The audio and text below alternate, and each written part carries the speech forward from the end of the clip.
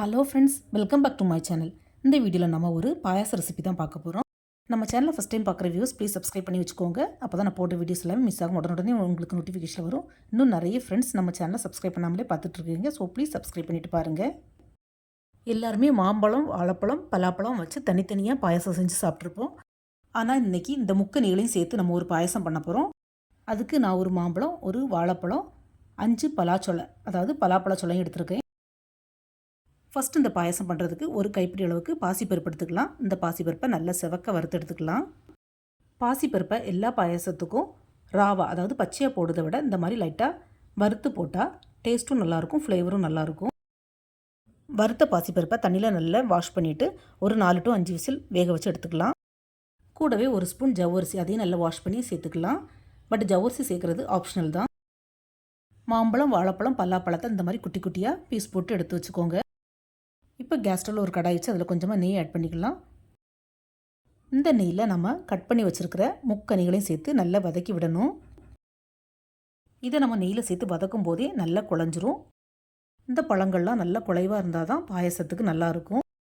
Suppose நீங்கள் வதக்கும் போது இந்த ஃப்ரூட்ஸ் குலையிலேனா கொஞ்சம் மசிச்சு கூட விட்டுக்கலாம்.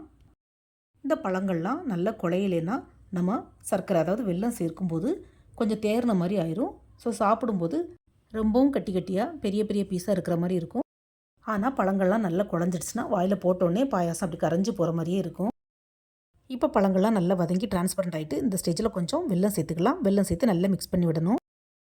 நான் இன்றைக்கி ஜாகரி பவுடர் தான் ஆட் பண்ணியிருக்கிறேன். நீங்கள் இதுக்கு பதிலாக வெல்லப்பாகு, அதாவது வெல்லத்தை தண்ணியில் கரைச்சி அதை கூட சேர்த்துக்கலாம்.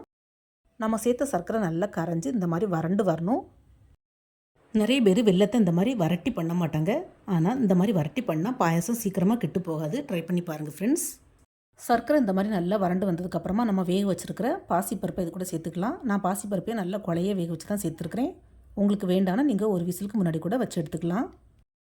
நம்ம சேர்த்த பாசிப்பருப்பும் இந்த பழங்களோட நல்லா வறண்டு வரணும், அந்த அளவுக்கு வதக்கி விடணும்.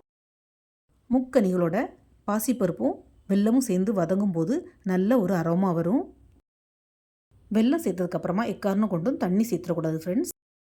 அதே மாதிரி நம்ம வெல்லம் போட்டு பண்ணுறதுனால இந்த பாயசத்துக்கு கண்டிப்பாக தேங்காய் பால் ஊற்றி தான் பண்ணணும். இதே முக்கனிகளை வச்சு பாலும் ஜீனியும் சேர்த்து கூட பாயசம் பண்ணலாம். அந்த வீடியோ நான் தனியாக அப்லோட் பண்ணுறேன். என்னுடைய சேனலில் போய் செக் பண்ணிக்கோங்க ஃப்ரெண்ட்ஸ். இப்போ பாயசம் நல்லா வறண்டு வந்துடுச்சு. இந்த ஸ்டேஜில் நான் ஒரு கப்பு போல் நல்லா கட்டி தேங்காய் பால் எடுத்து வச்சுருக்கிறேன். அதை ஆட் பண்ணிக்கலாம். ஃப்ரெண்ட்ஸ், நான் கொஞ்சமாக போட்டு பண்ணுறதுனால ஒரே ஒரு கப்பு கட்டி தேங்காய் பால் தான் ஆட் பண்ணுறேன். நீங்கள் ஜாஸ்தியாக போட்டு பண்ணுறதா இருந்தால் மொதல் பால், 2வது பால் அப்படி கூட ஆட் பண்ணிக்கலாம். தேங்காய் பால் சேர்த்ததுக்கப்புறமா இந்த மாதிரி நல்லா மிக்ஸ் பண்ணி விடணும்.